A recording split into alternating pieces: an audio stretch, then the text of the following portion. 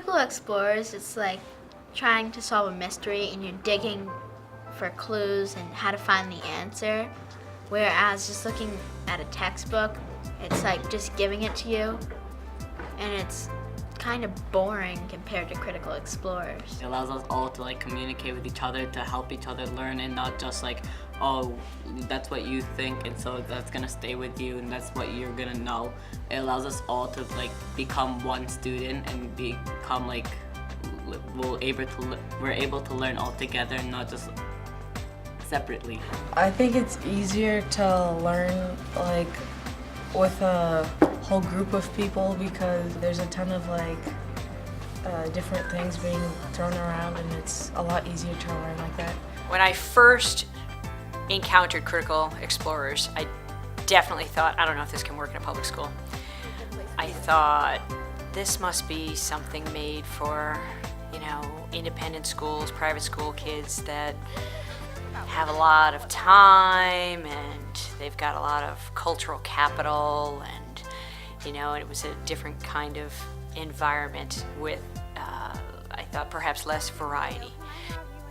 And in public school, this works really well. It's we definitely have some issues with being crunched on time, but the kids are adaptable, and they can come back to something the next day, and so that's fine. And the curriculum is all enhanced quite a bit more by in my opinion, by the diversity of all the kids who are in the class. And so I feel like it works. It works in public school. The teacher used to stand up in front of the class and just speak what you're supposed to know and how you're supposed to know it. I used to feel like I was behind everyone else. But now since we're doing Critical Explorers, I feel like I'm progressing more and I'm able to stay caught up and sometimes even ahead. I think it's really different and more effective too, that you're looking at the text and noticing things rather than a teacher just going up there and telling you all this stuff. I think it sticks with you longer if you're noticing it yourself, or if a classmate's noticing it, than someone just telling you. If you're told what to think, it doesn't really stick. That's my thought.